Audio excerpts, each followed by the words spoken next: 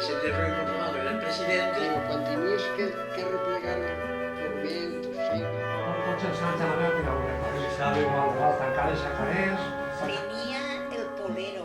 ¡Ay, el polero! Entonces els reixos eren els músics de la banda.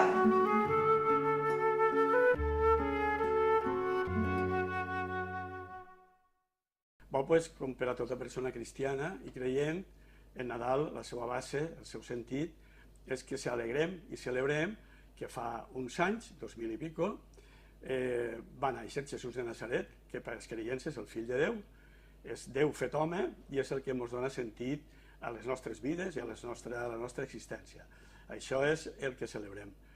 I a partir d'aquesta celebració religiosa i a través dels segles s'han anat juntant o afegint costums, folclores, coses, perquè és una festa eminentment religiosa, però clar, per tant també eminentment social. El sentit és així, la celebració del, podríem dir, del cumpleaños de Jesús. I per què se celebra en desembre? En la Bíblia ho fica, que és exactament en desembre? O? No, cal aclarir també que la festa més important dels cristians no és el Nadal, encara que alguna persona s'estranye. La festa fonamental dels cristians és la Pasqua, la passió, mort i resurrecció de Jesús.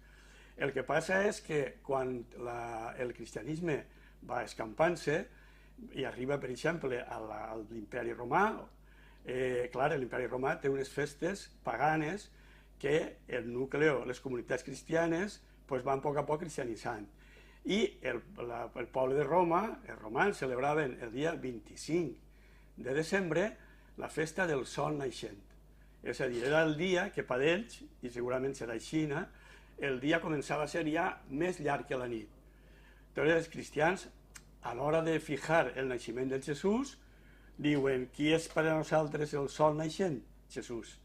I llavors col·loquen el naixement de Jesús aquest dia. L'any litúrgic no és com l'any civil. L'any cristià començà el diumenge 2 de desembre, enguany, que és el primer diumenge d'Advent, i acabarà en novembre, en la festa de Jesucrist, rei de l'univers. Però l'any civil no, l'any civil nostre, com a civils, començarem el dia 1.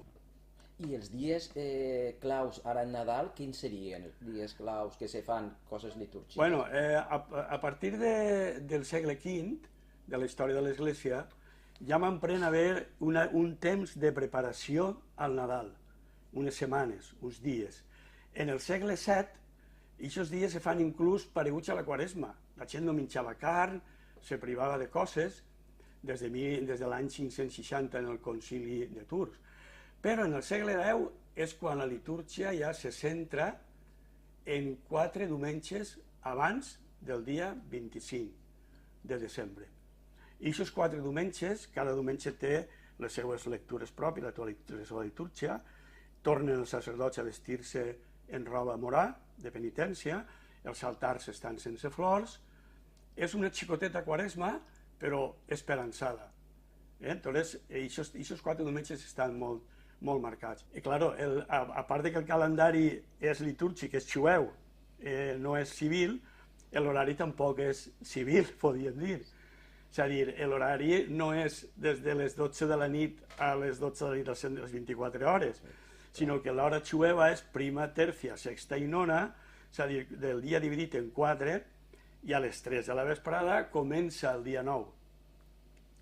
Ah, sí, el dia comença... O sigui, el dia comença per la vesprada, claro. Per això, ara, des del Concili Vaticà II, ja se celebra la missa del diumenge el dissabte per la vesprada, perquè en realitat per la litúrgia ja és diumenge. Litúrgicament ja és Nadal. De fet, ja, més ara, per exemple, que ja està establit en les Eucaristies i tal, el que va a les 5 de vesprada a Poblenou o a la Facen de vesprada sentirà i viurà la missa de naixement de Jesús, de la missa de Nadal. Però entonces, per això tenim 3 misses el dia de Nadal. El dia de Nadal tenim la missa de Nadal, del naixement del Jesús, la missa de l'alba o dels pastors i la missa major del dia de Nadal. I què passa? Que no són totes les 3 misses igual? Doncs litúrgicament no. Tots esperen un Salvador, tots esperen un personatge, que té que vindre a donar un sentit a lo que estem vivint.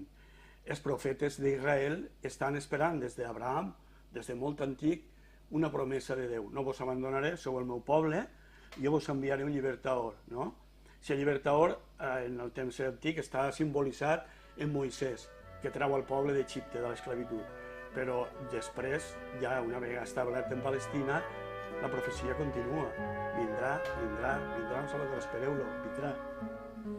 I aquesta persona està en Jesús.